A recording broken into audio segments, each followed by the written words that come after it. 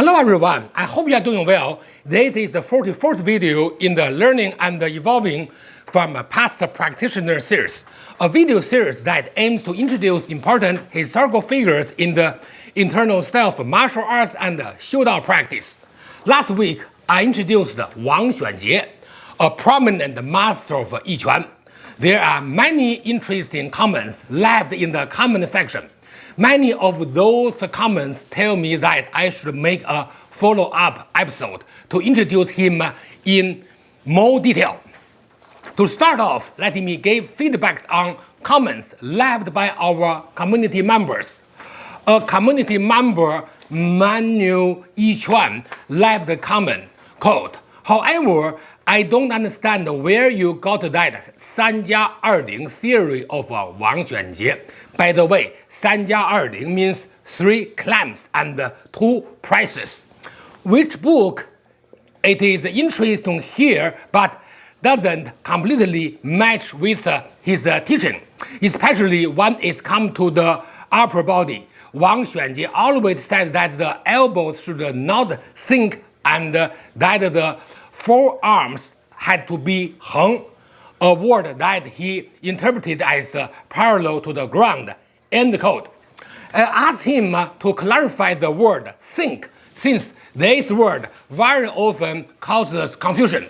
He said, quote, "I used sink because they shouldn't be done but held naturally without forcing."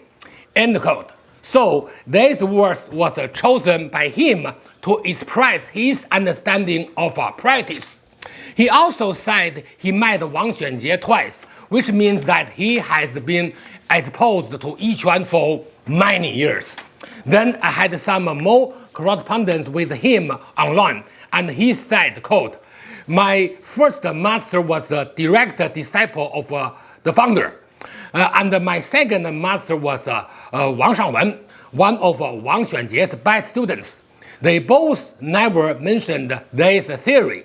I have almost all of Wang Xuanjie's books, but I have to admit I didn't read it entirely." End quote. I enjoyed the communication with him since his comments indicate that he just wants to know more. I also noticed on his YouTube channel that there are many valuable Yi Quan videos. Please have a look if you are interested in this style. The link to his channel is in the description. So, with his permission, let me talk about Wang Xuanjie and Yi Quan in general based on his comments. First of all, I have to say that there is so much valuable information about the style that cannot be found in books. And this one is the perfect example of it. Yes, you can have all his books, but this proverb was mentioned by him in an interview. He always used a proverb to express the same concept. It is 无节不顶, 无曲不加. 无 means none. 节 means the end of a joint. For example, the olecranon, which is the sharp part of the elbow. 不 means without. 顶 means press, push. 曲 means the curved part of the elbow. 加 means clamp. Put together, it means in each one standing practice, all of the 节 or exterior area should have a 顶 or pressing energy, while all the 曲 or interior area should have a 加 or clamping energy.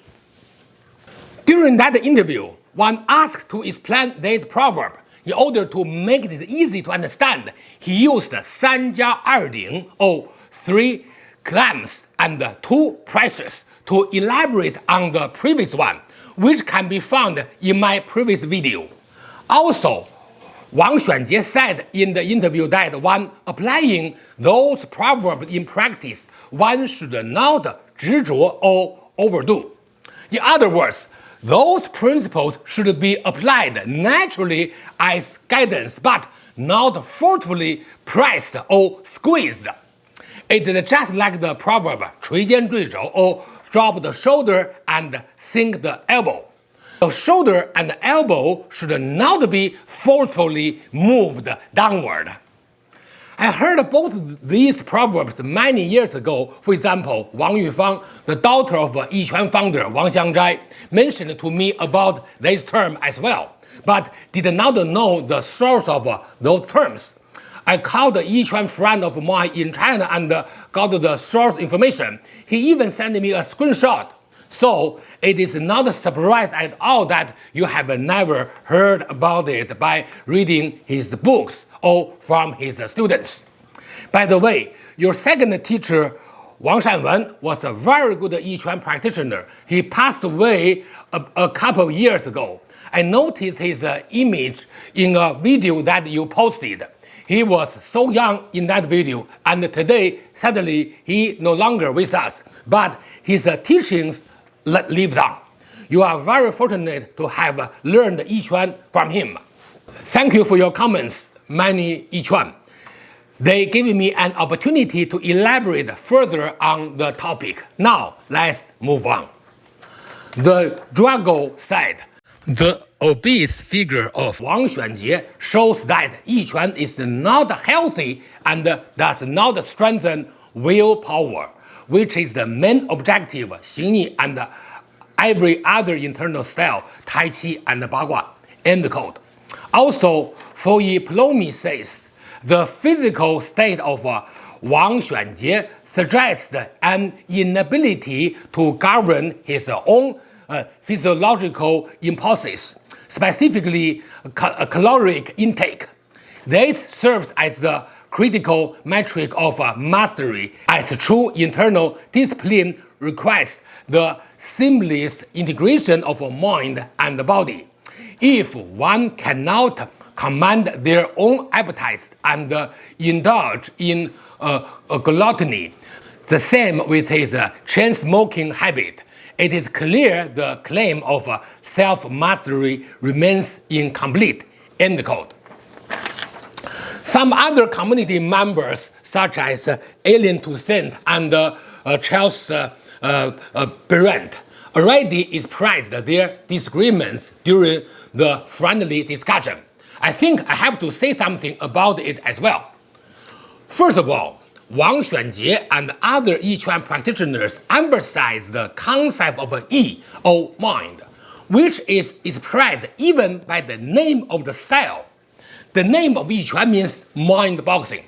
So, saying Yi Quan does not strengthen the willpower is just incorrect, unless you have another definition of it, which I have asked in the comment section but have not received an answer at the time of recording this video. Additionally, mental or martial intent in martial art practice cannot exist without physical presence, nor does it have any function without physical contact in martial combat. Applying the mind in martial art training is the fundamental aspect of internal martial art training, which is the foundation of Yi Quan. So, without referring to specific practice aspects and simply criticize the lack of willpower of Yi Quan based on merely on one practitioner's physical appearance is just unfair to a great style. Also, how can you say Yi Quan is not healthy? Does Yi Quan training cause any harm to its practitioners? Not at all. Furthermore, Yi Quan was promoted as one of the styles that improve health in China for decades, and the results have been phenomenal. Of course, Wang Xuanjie emphasized its martial benefits more than its health benefits, but it does not make this style unhealthy. As long as the style is not harmful, we just cannot claim a style to be unhealthy. As for the second comment that criticized Wang Xuanjie's physical state and even speculates that his body shape was the result of, quote, inability to govern his own physiological impulses, especially caloric intake. Well, as I just said, it is merely a speculation. Physical condition is very often related to genetic factors. Furthermore, back to Wang Xuanjie's time, there was no such concept of controlling caloric intake since China was very poor. Also, criticizing someone's martial art practice by saying someone smokes cigarettes a lot does not have any value in analyzing martial training. They are completely different topics. Let's stay in the martial art discussion. On the contrary, someone may have an excellent physique, but their martial practice quality could be downright terrible. Even more so when compared to Wang Xuanjie. Those physical shape was not that great according to the modern criteria, but his martial art practice was unquestionably great. In other words, Wang Xuanjie's martial performance, despite his overweight body shape, makes his practice all the more commendable. The bottom line is, judging a practitioner's skill based solely on their physical appearance is just wrong. We should be able to separate a practitioner's physique from their practice quality when appreciating their demonstration. The same person also says, quote, "True internal discipline requires the seamless integration of mind and body," end quote. What you said is totally right, but you are right only in theory. We are not talking about an empty term of body-mind integration when judging a great Yi Quan practitioner like Wang Xuanjie. To a martial artist, true internal discipline requires the seamless integration of mind and body in training and applying those training techniques in combat. Wang Xuanjie did it very well. Sorry, my words may sound a bit harsh here, but I have to keep my words straight. Even though I have only limited exposure to Yi Quan, I'm confident to say that I have sufficient qualifications to say that Yi Quan, especially Wang Xuanjie's practice, is great. So, no matter what, thank you all for your input. It was a healthy discussion overall. We should keep this style of communication for the love of the art. Now, let me add a bit more about Wang Xuanjie.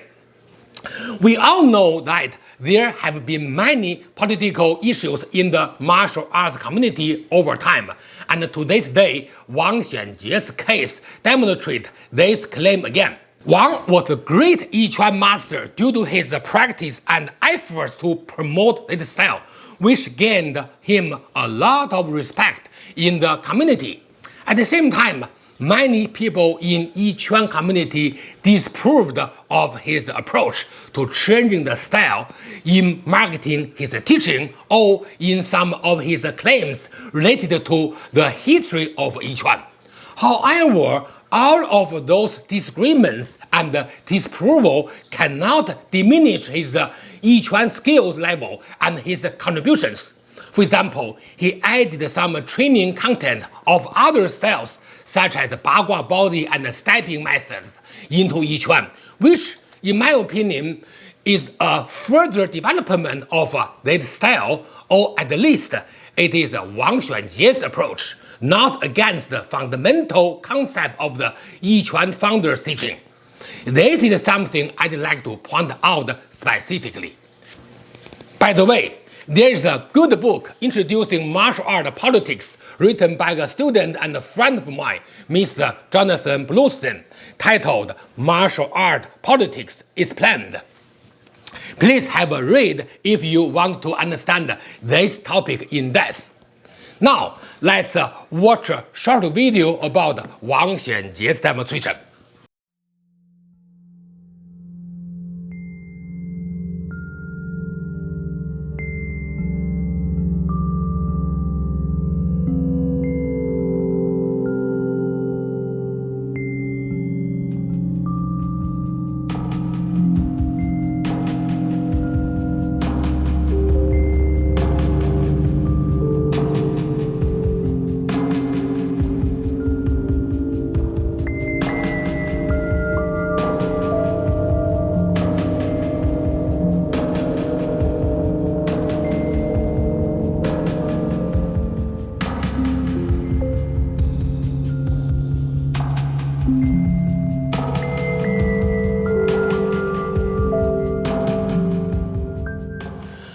So that was all for today. I hope the follow-up video will clarify some misunderstandings and help practitioners understand Wang Xuanjie and his practice better. That brings us to the end of today's video. I hope you all found today's topic interesting and informative. Please post any further questions about Wang Xuanjie, his practice and his lineage in the comment section. I will answer them for you as soon as possible. Thanks for watching. See you next time and enjoy your practice.